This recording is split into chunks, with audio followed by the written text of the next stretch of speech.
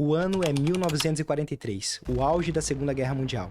A Força Aérea Americana tinha um problema grave. Os aviões voltavam das missões da Europa parecendo queijos suíços, crivados de bala. Os generais olhavam para aqueles aviões no hangar. Eles viam furos nas asas, furos na fuselagem, furos na cauda.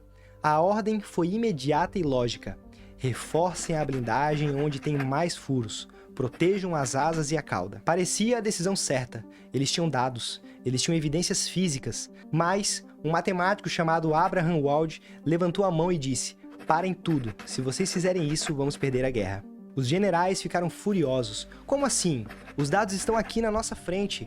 Wald respondeu com uma frase que mudou a estatística moderna. "Os dados que vocês têm são dos aviões que voltaram. Onde estão os aviões que foram atingidos no motor? Onde estão os aviões que foram atingidos no cockpit?" Eles não estavam no hangar, eles estavam no fundo do oceano. Wald explicou o óbvio contra-intuitivo. Os aviões que voltaram com furos nas asas provaram que as asas eram fortes o suficiente para aguentar o tranco. Os aviões que levaram tiros no motor nunca voltaram para contar a história. A ordem de Wald foi: blindem as partes que estão intactas nos aviões que voltaram. Essa história é um exemplo perfeito do que acontece em algumas empresas hoje. Você olha para o seu dashboard de BI, você vê gráficos coloridos, vendas subindo aqui, churn caindo ali, e você toma decisões baseadas no que você vê. Mas o perigo, muitas vezes, está nos dados que você não vê. Decidir olhando para um painel incompleto é perigoso. Muitas vezes, em nossas parcerias, vemos decisores olhando muitos dados brutos, incompletos ou pouco otimizados. E a depender da forma que são apresentados, podem influenciar na decisão. Então, hoje, vamos falar sobre como transformar esses dados brutos em insights acionáveis com dashboards que trazem a realidade para sua mesa. Durante a última década, o mercado corporativo apostou no conceito de Big Data. Disseram: guarde tudo, armazenamento é barato, quanto mais dados, melhor. E a partir desse posicionamento, nós criamos data lakers gigantes, terabytes de logs, planilhas e históricos. O problema é que, junto com os dados importantes, acabamos armazenando informações irrelevantes ou mal utilizadas. A Forrester diz que mais de 60% de todos os dados armazenados dentro de uma empresa podem ser considerados dark data, dados escuros, dados que nunca foram analisados, nunca foram usados. Eles estão lá consumindo energia, consumindo servidor e gerando custos. E isso é dinheiro parado. Entenda uma coisa: dado bruto é custo, dado refinado é que é ativo. A tecnologia é a refinaria. Se você tem petróleo bruto no quintal, você não tem gasolina. Você precisa processar isso para virar combustível. O Gartner calculou o preço dessa bagunça. A má qualidade dos dados custa em média 12,9 milhões de dólares por ano para as organizações. Sabe de onde vem esse prejuízo?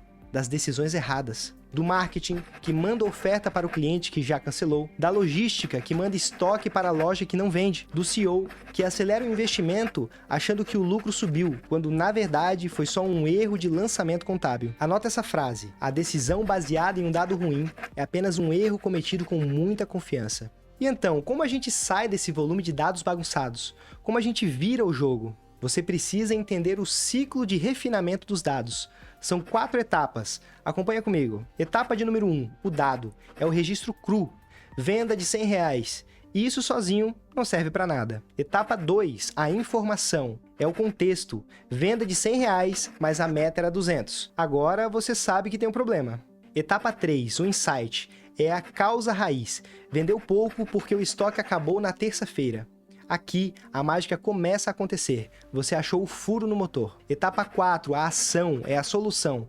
Automatizar a reposição de estoque via IA para nunca mais faltar produto. O problema é que a maioria das empresas para na etapa 2. Elas têm relatórios lindos que dizem: vendemos X, mas elas não sabem por que venderam X. E muito menos o que fazer para vender 2x. Um insight acionável é uma informação que te obriga a mudar de rota. Se você olhar para um gráfico e não sentir vontade de pegar o telefone e mandar fazer alguma coisa, esse gráfico não está cumprindo o seu papel. Tem pouca utilidade, ele está só consumindo seu tempo. Pensa no painel do seu carro. A maioria dos executivos dirige a empresa olhando apenas para o retrovisor. E o que é o retrovisor? É o relatório mensal do mês passado. Olha, mês passado a gente faturou bem.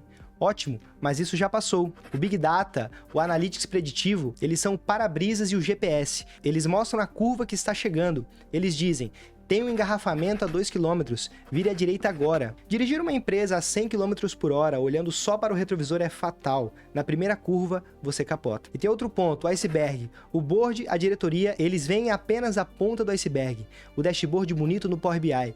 Mas para aquele gráfico existir, existe uma montanha de engenharia embaixo da água. Limpeza de dados, governança, segurança, nuvem, integração. Quando você corta o orçamento da base, do que está embaixo da água, a ponta derrete, ou pior, a ponta começa a mentir. O gráfico continua bonito, mas os números estão errados. E aí, você toma a decisão de blindar a asa, quando deveria estar blindando o motor. E agora entra um ponto interessante, a inteligência artificial. Todo mundo quer usar inteligência artificial para melhorar a visibilidade dos seus dados.